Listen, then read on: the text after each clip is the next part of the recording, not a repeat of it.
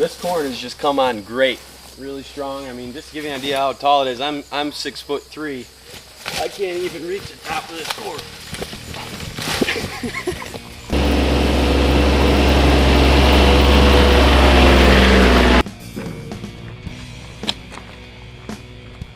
Oh, hey, come on in my crib. We're just chilling out. I've got my boy Mickey D and Bryce Hart in here. Just looking for some deer. Oh, Trent, big buck. Dude, bow me.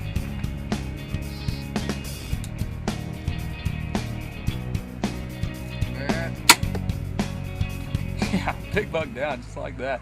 Hay bale blind, son.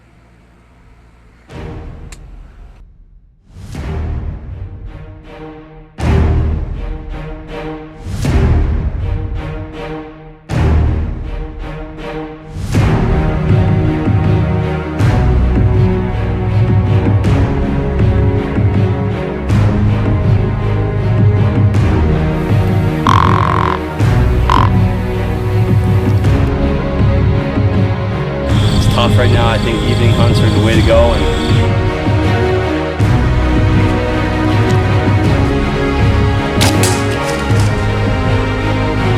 Work that scrape, run it all the way in, and smash it.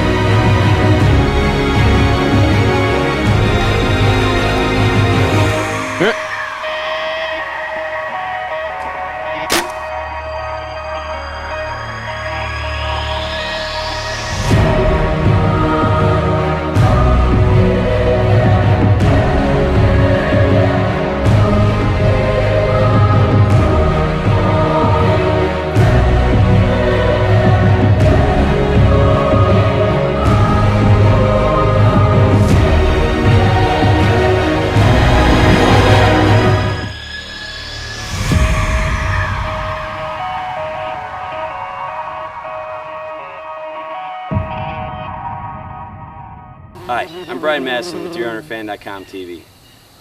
This week we're just going to have a quick little episode here just to talk really quick about, you hear about them all the time, killing trees or killing spots.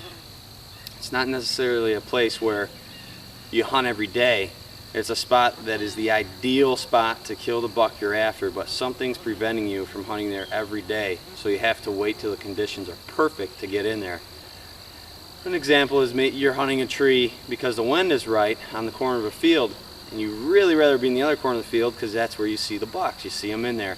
You can't get in there until the wind's right, because if you go in there before then, you're going to ruin your opportunities of getting shot at that buck, because he's going to bust you and probably change what he's doing.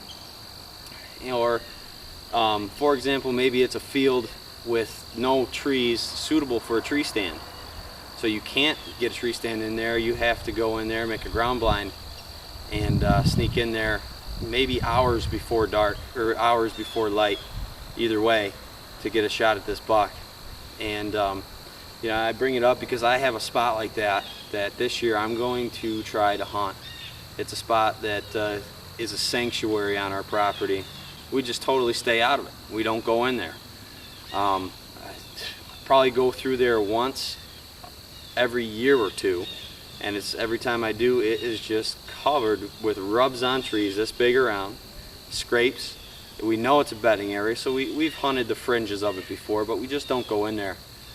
And in the next week or two, I'm going to start a campaign with trail cameras to try to figure out what bucks are hanging out in there. And this is when we get closer to deer season. I'm going to do this, and I'm going to wait to that perfect day. Use those cameras to get a pattern of the bucks in there. And then wait for that perfect day with that wind. And from a distance, I think I can see a couple of trees already that would be good killing trees. You know, I know the direction deer travel to and from it, but this year's unique, and I think this is why I picked this year. But it's only going to be during early season. This year there's 2 cornfields planted around the edge of this sanctuary, and there's about a 10-foot wide trail between the 2 cornfields. It just seems like an ideal spot, and you can see the grass mowed right down where deer have been walking through there. This is just a natural funnel and right into the sanctuary. And I have a strong feeling that if I do it right and wait for that wind to be perfect, I could get a shot at a big buck in the early season right in his own backyard, right in his bed. So I'm excited about it. And like I said, I'm going to be really careful when I set these trail cams. I'm going to not set any in the sanctuary itself, just on the perimeters, see exactly where they're entering it and leaving it, and we'll see what happens.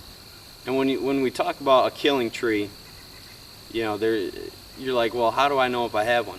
Well, like I said, it's a spot where you're not hunting all the time, for the simple fact that if you went in there every day to hunt it, you're going to be kicking deer out of there.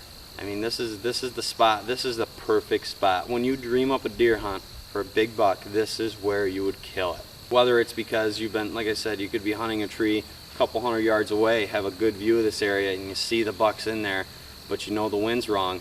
Or maybe it's a spot where you've been hunting over here, you have a trail cam over here, and you think you're hunting the travel route, but you find out maybe there's an alternate route and you have to move.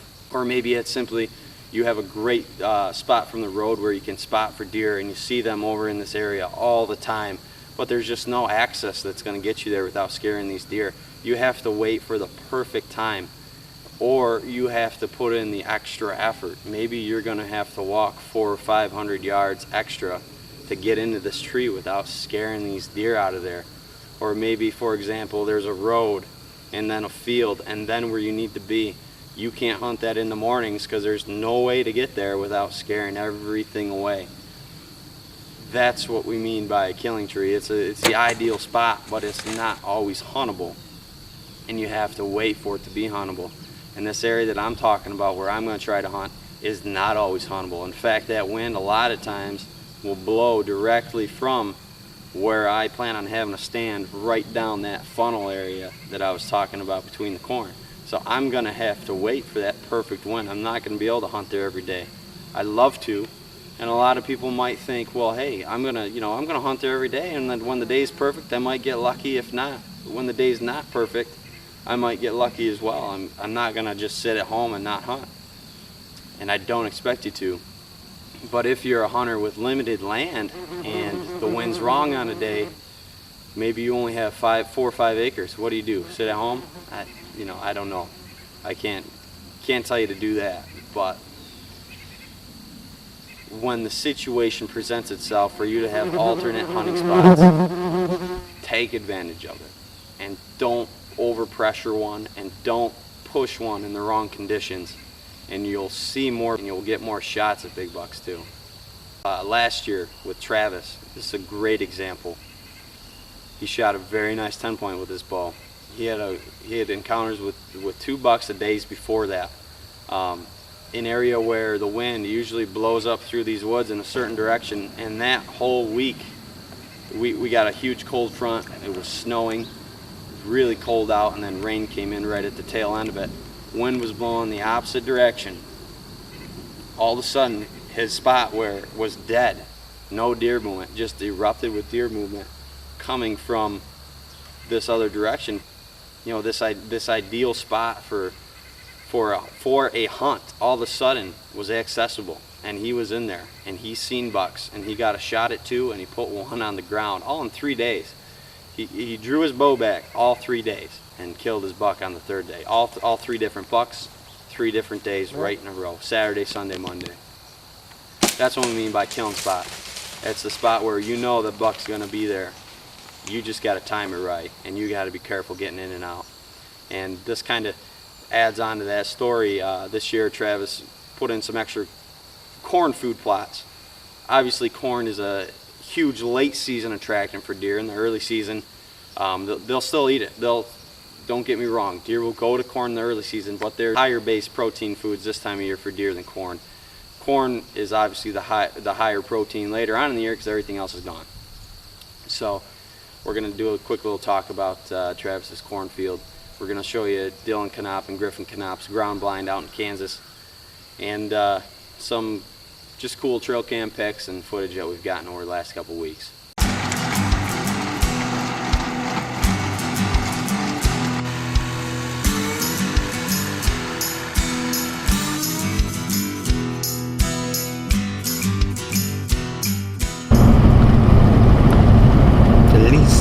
Done. Yeah, now it's gonna be in your head all day. Feliz Yeah, well, Navidad. thanks a lot. Freaking Christmas in July. Earlier and earlier every year, dude. Pretty soon it's gonna be Christmas year round. What's up? Travis Olmstead, DeerHunterFan.com here. Heading up to check out a corn food plot we put in from Growmark. So we'll see how it's growing. It's doing pretty good, I think. One more thing, we got one little trail camera to put on the back edge of it because I just got a brand new one. Big doe. Shoot her doe. That's Growmark corn. She's in the corn. Doe in the corn.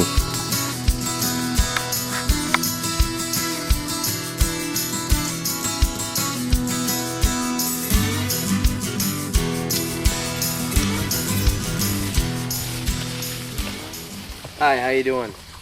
Travis Olmstead, DeerHunterFan.com, and this is a nice looking corn food plot we got planted here. Got all the materials to do it at FS Growmark, and looks pretty good this year. The deer are already starting to eat it heavily. We kicked out 2 deer on the way in. I mean, deer really like corn, and it's normally a late season food plot, but it seems to be the deer eating it right now. As you know, corn makes a great food source, but also it makes good funnel areas. Around the edges, you can set up ambush points and get early season deer. And that's to kind of touch on the next subject. Early season, before they're depending on the corn, as Travis said, they'll come around the edges of the field. As the season wears on and the corn dies, and then it's all the protein is left in the corn kernels itself, deer will start to depend on it more, and they'll start to bed in the corn and live in the corn. So if you're using corn as a food plot, you kind of want to try to keep it either in sections, chop part of it down, leave some of it standing, or just leave maybe the part that covers it from a road so deer feel secure, and in the back have it open so you can hunt it, or else you're never going to see these deer. They're just going to live in the corn. The only time they're going to come out is to chase a doe. So, but early season, like we said, it's great. Obviously you're not going to cut your corn down before it's ready to be cut, but once it's ready to be cut, don't be afraid to chop it down and lay it down for the deer so they're visible.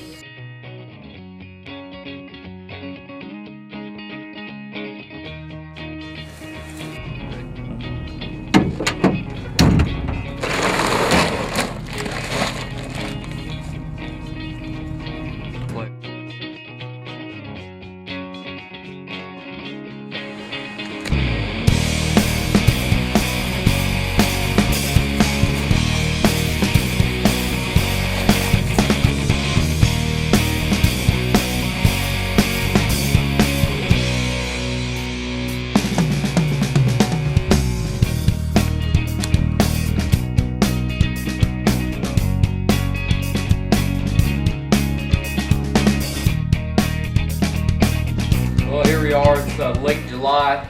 We are been getting ready for the 2012 deer season, and we've got a couple spots, especially the food plot where you can't hang stands. So we got the brilliant idea. We're going to build a hay bale blind. So we're going to start working on that today. Hopefully get it done pretty soon, and hopefully it'll work out for us. It'll be pretty fun hunting out of it, I think.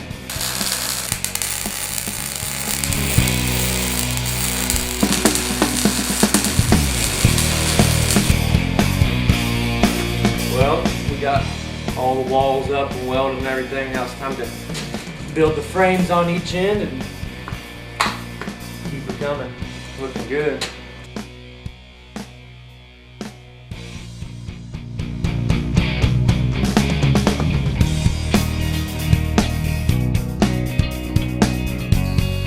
So that's pretty much that.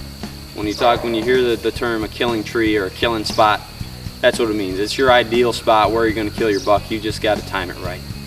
You might have to get creative. You might have to go the extra mile, but odds are it will be worth it. I'm Brian Masson with DeerHunterFan.com TV, and we'll see you next week. DeerHunterFan.com TV is sponsored by 12 Point Property Management, Insane Archery, Timberland Realty, participating with Cabela's Trophy Properties, Outback Archery, FS Growmark, HuntingWNY.com, Sinclairville Superette and Hunter's Cafe, Bruin Outfitters, and Deer Run Cabin Rentals.